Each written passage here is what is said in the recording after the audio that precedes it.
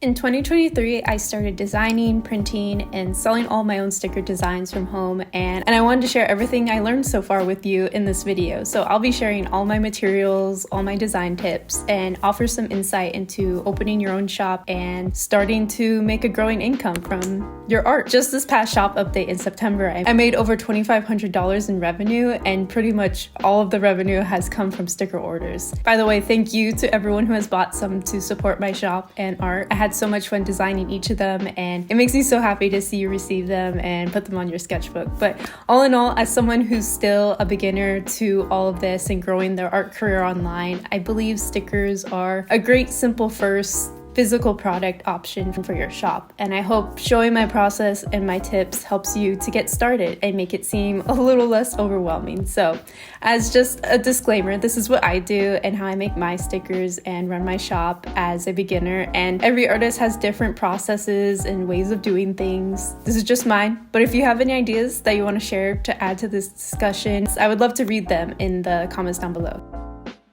So before you even start sketching out ideas, I would really suggest you look at your current audience, or if you don't have an audience yet, maybe a prospective audience you want to reach to sell your stickers to, and kind of figure out what their interests are and how they align with your interests with what you want to make as an artist. If you make stickers similar to the art you're already sharing online and that's what your audience expects, you may get a greater amount of interest towards your designs versus you creating a bunch of sticker designs that don't really have to do with the content you're already making. They're not as much as a connection. So before I started designing stickers, I knew my cowboy artwork and some of my fan art of Patrick Bateman was some of my most engaged with art content. So I decided to make a couple sticker designs based on those themes, and I received a lot of interest just from my first shop launch of just 6 sticker designs based on those themes, because people already expected that sort of content from my artwork. So some practical tips with this and how to actually figure out what people want is to possibly run polls on your social media about potential design ideas you have, or sharing sketches and receiving feedback through comments about what people think, and seeing what artists with similar audiences to you are already creating and gain some inspiration from them. I think it's important to be proud and enjoy your designs as much as you want a potential customer to. So after all, these stickers are still smaller forms of art and should really show your passions, interests, and creativity. I make a lot of stickers about my cowboy characters because I love making art about my cowboy characters. So it's a lot more of a creatively fulfilling process for me. And if you want running a sticker shop based on your artwork to be a sustainable endeavor, it's so much more fulfilling to create work that you like yourself and feel confident and happy sharing about, which makes sense. You want to create things that you like and you want to share it with people. So yeah, just keep that in mind. Make sure you're keeping a balance of what you think would be popular with your audience as well as what you would like to make yourself. So yeah, Stylized Station and Kelsey Rodriguez here on YouTube, their channels have helped me a lot in all this business marketing aspect, and they have great business and art marketing content that I would highly recommend anyone watching if you want to learn more about this marketing side of running an online shop. They have really great content. So yeah.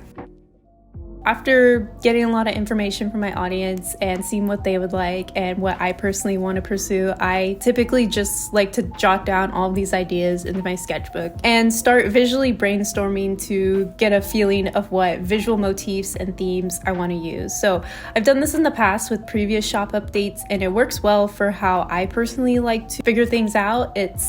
I find it a lot less overwhelming to just have one big page to explore all the ideas I have without the pressure of having to finalize things or to go into greater detail. Next, I pick a couple of the designs I like from these brainstorming pages and start to fully sketch them out, adding in details and getting it closer to resembling the final image that I have in mind. But before taking them further, like I mentioned before, it might be good to share these work in progress sketches with your audience and get some more feedback. If they really like one of your designs, maybe you can make more variations of that one. For example, in my first shop update, people really loved my cowboy sticker that's based off of one of my characters. So I made a matching one of his partner for the next shop update and more stickers based off of my cowboy characters, and my audience really loved them, and they continue to be some of my best-selling designs. Now, before you start buying all the things you need to print your stickers and doing shop prep, you need a place to host your shop and sell your stickers easily to your audience. So I like to introduce the sponsor of this video, Kofi. Kofi is an all-in-one beginner-friendly platform to receive donations, sell digital or physical products, take commissions, and even offer memberships. Perfect for artists, crafters, writers, streamers, or basically any creator looking to expand their income. I started using Kofi in May to open my shop and set up more monetization methods to build my art career and hopefully take me full time. And I've made almost $5,000 in revenue since then for my art business this year. The low platform fees, beginner-friendly user interface, and the ability to offer memberships, take donations, and sell products all in one place has been immensely intuitive and convenient. I sell all my stickers on Kofi and love how clean and simple the interface complements my product photos. In fact, I enjoy and believe in this platform so much that I'm now an official Kofi ambassador. Yay, let's go! And look forward to sharing more as I continue to use the platform and engage with my fellow Kofi creators. So make sure to check out my Kofi down below to check out some examples and create your own Kofi account and start earning today. And thank you so much to Kofi for sponsoring this video and making me an ambassador. I'm so excited to continue to work with them and help you guys with sharing more and setting up your own Kofi account. So yeah, thank you guys so much. Now back to the video. After you get some feedback and maybe get some more ideas, now you can really start to finalize things like line art and picking colors. This part of the process I typically do digitally just to make the whole printing process in the future a lot easier. My canvas size is typically 2000 by 2000 pixels at 300 dpi to make sure the work is clear and will look good when it prints. I recommend that it's always good to work larger than be able to size down to keep the quality of your image. So giving yourself a lot of room to, even though it's like it might be like a really simple sticker design, working at a larger size, and then when you shrink it down to become that sticker, it ends up keeping that quality. Furthermore, if your design is traditional, I would really recommend scanning and getting a clear digital image file and making sure it's 300 dpi for editing and printing.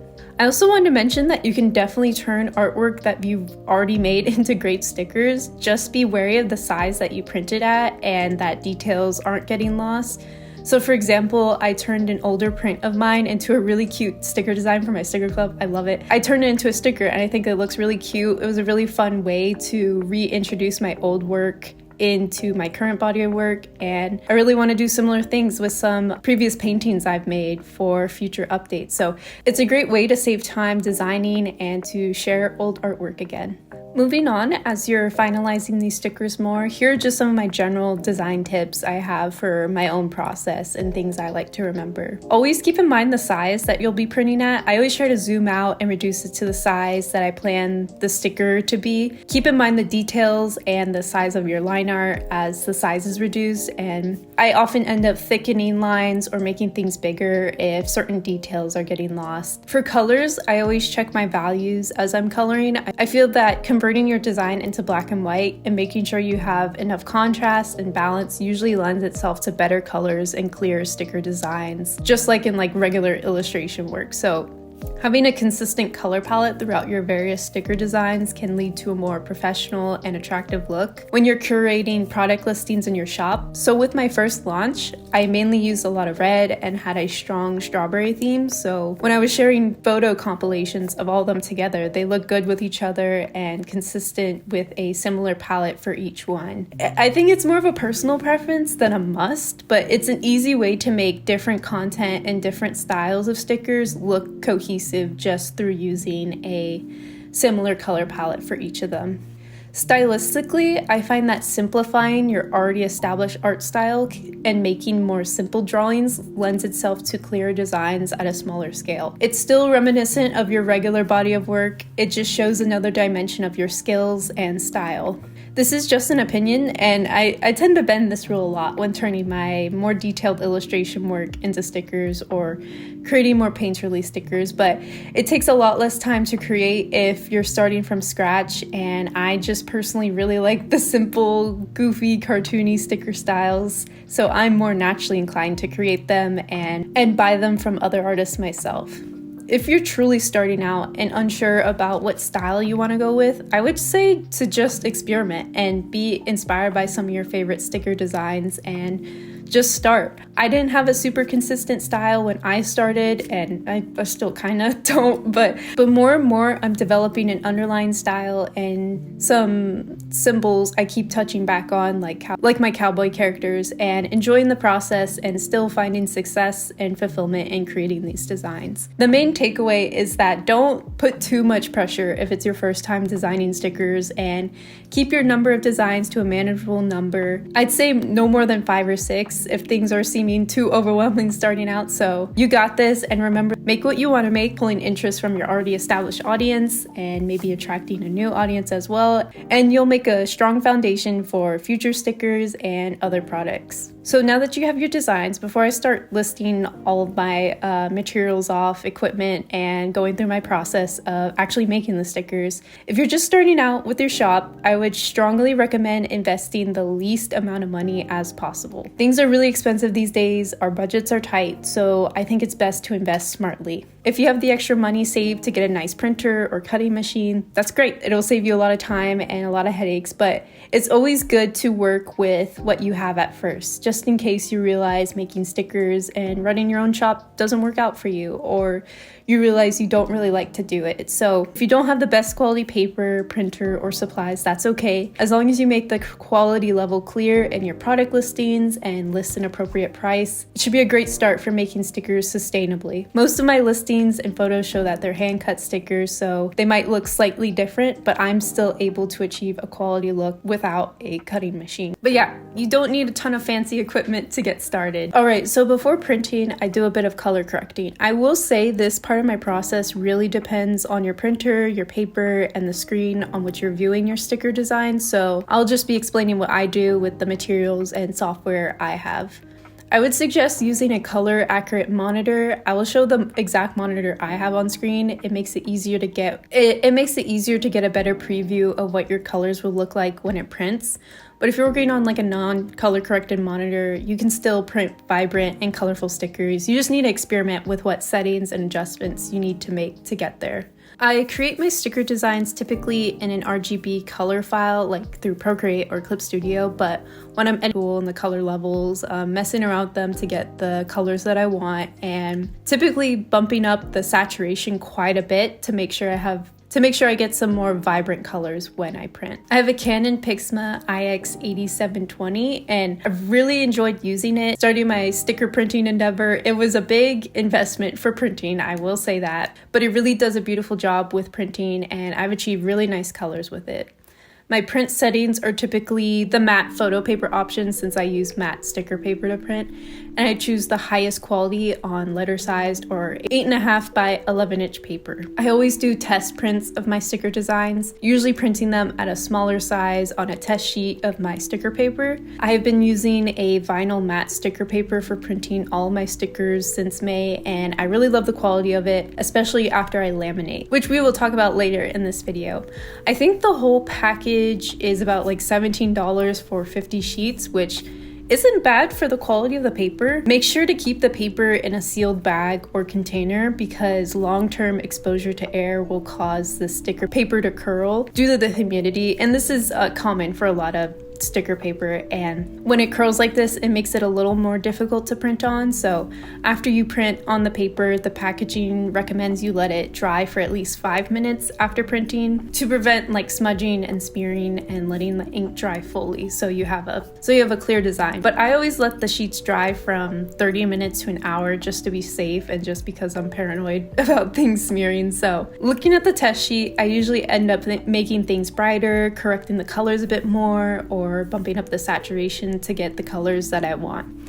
It depends on how vibrant you want them, so make sure to experiment and play around. And continually using the same test sheet saves you a lot of money and prevents you wasting too much sticker paper just on correction. I will have to say with corrections, sometimes I don't know exactly how I want the colors of the sticker to look until after I print them.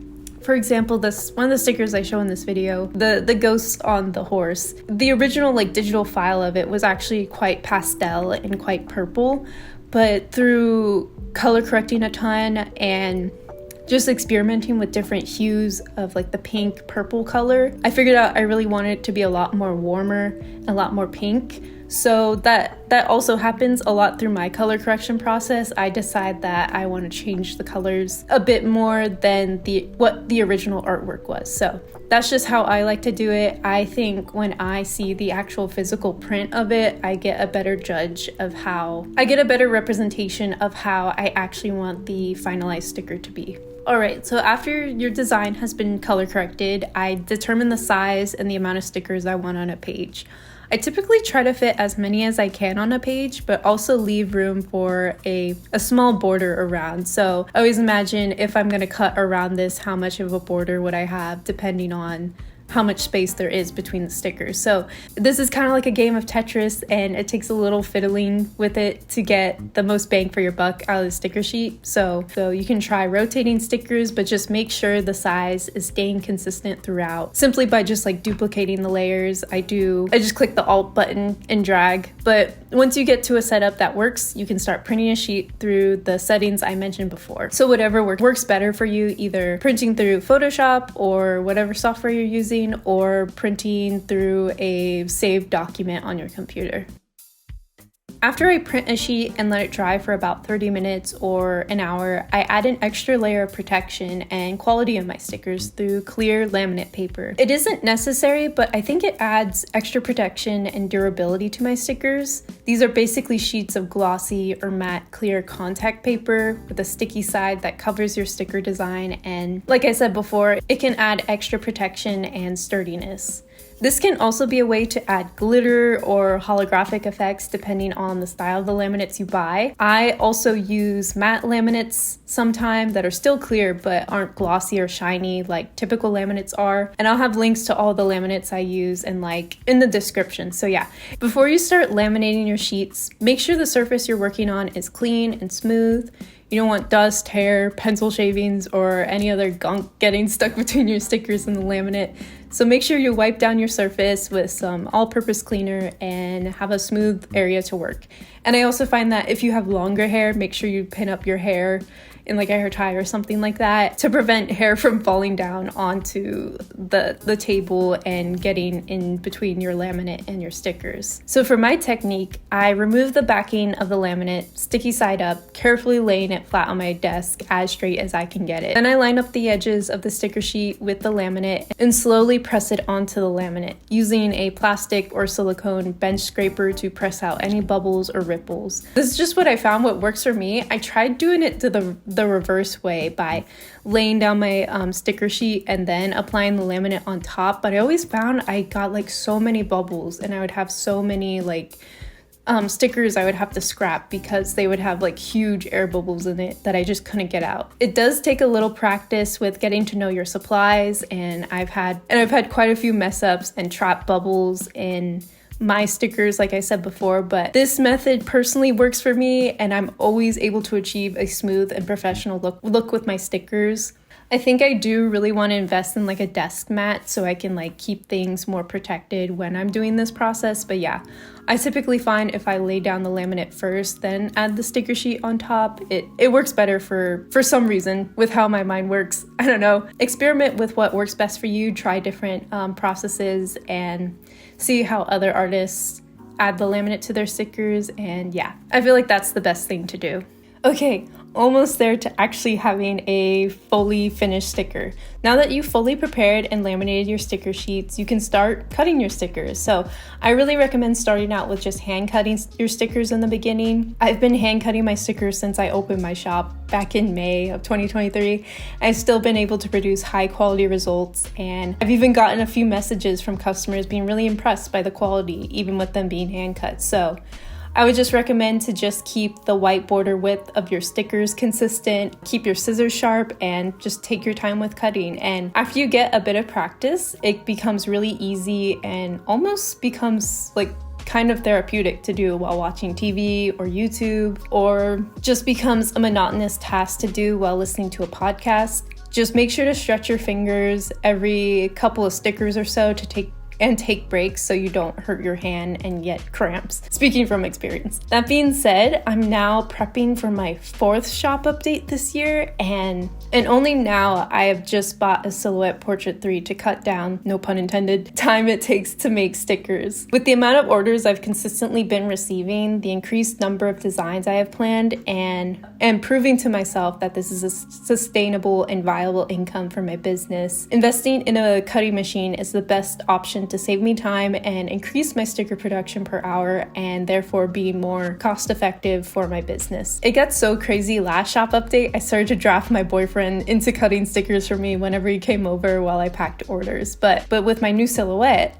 and being able to cut stickers with that, I can now draft him to edit my YouTube videos. Just kidding, Steve. I love you, and thank you so much for being my unpaid intern. But anyways, yeah, I was recommended the Silhouette Portrait 3 by a lot of artist friends and mutuals of mine who also make stickers, and I'm really excited to use it to prep for my next shop update.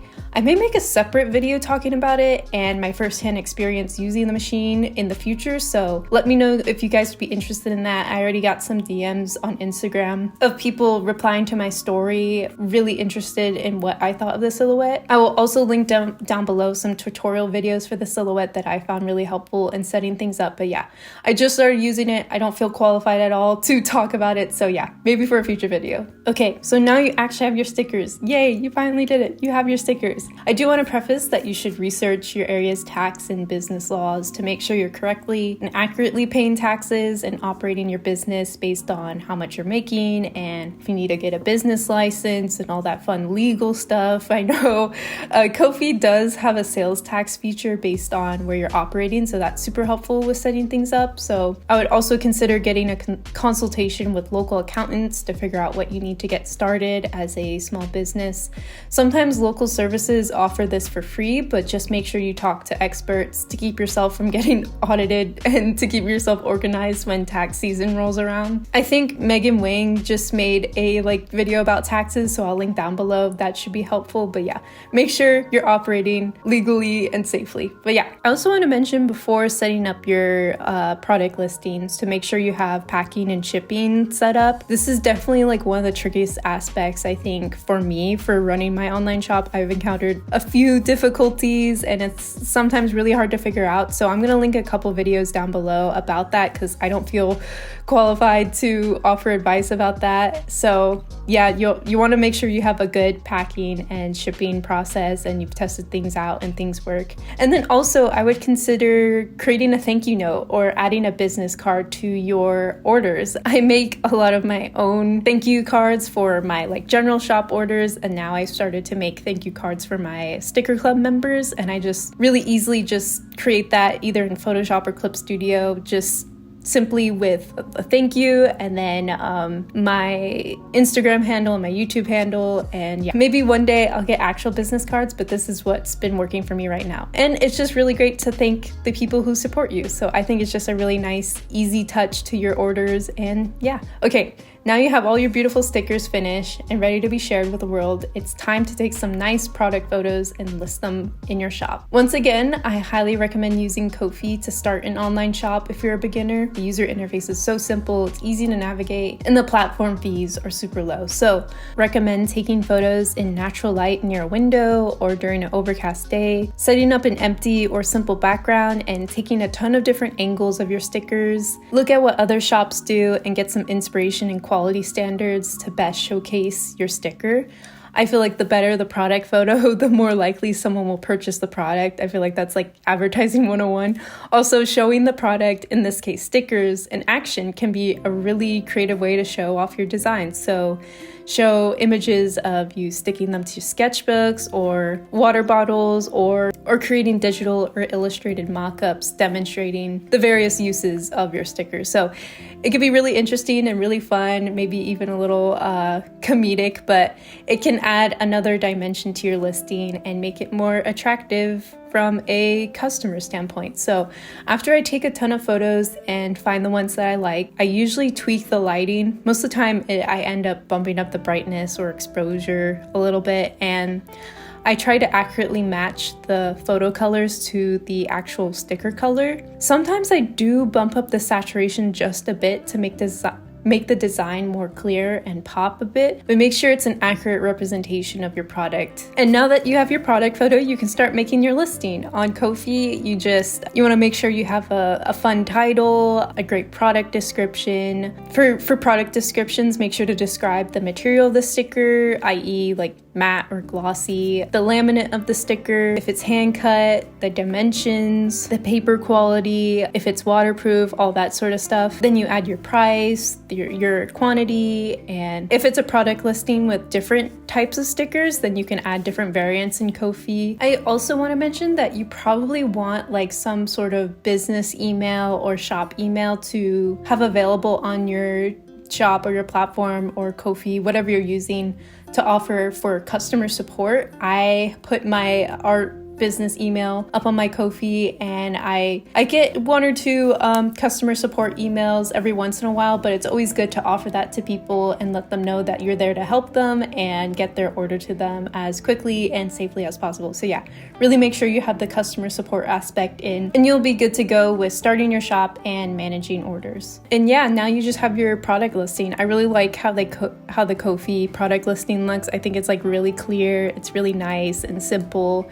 and a lot of my photos just end up looking really great on the site. So yeah. And with Kofi, there's no like startup fee to list a product. You can list all your products for free. I know with other platforms there's a listing fee, but with Kofi there's no listing fee. You just throw it on there. There's no fee, and it's only a slight platform fee for like selling things. I think it's just like 5%, which is really great. And the only cost to you when you're listing these products is that there's like a 5% platform fee, but that's really great compared to other options, and I think it's really great for beginners just starting out. One quick thing about prices, you can price your stickers at any price. It's up to you, but I'd really recommend calculating how much it costs to make your stickers, how long it took you to design that sticker, how other artists are pricing their stickers, and just get a general estimate dollar number for your stickers. You want to value your stickers correctly, and you don't want to undersell your product and give that expectation to your customers that will always be the price in the long term. Because if you want to make this a sustainable part of your business, you want to be making a solid profit off of it. Now,